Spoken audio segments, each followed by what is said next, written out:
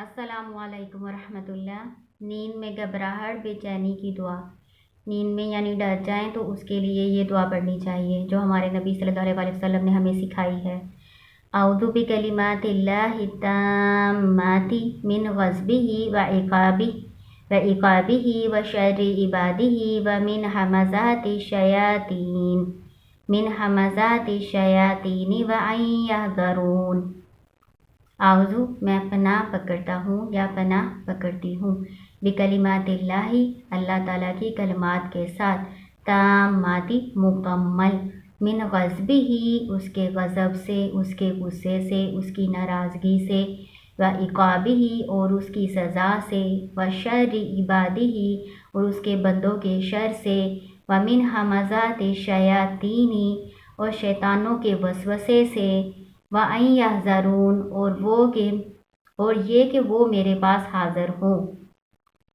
हाज़िर किस लिए हों? शयातीन आपको उकसाने के लिए, आपसे गुनाह करवाने के लिए आपके पास हाज़िर हों।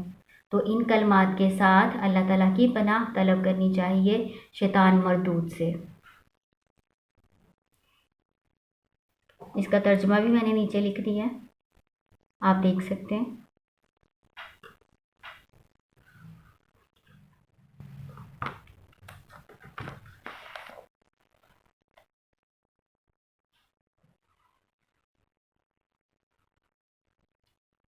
उम्मीद है आप दुआ को सीख गए होंगे।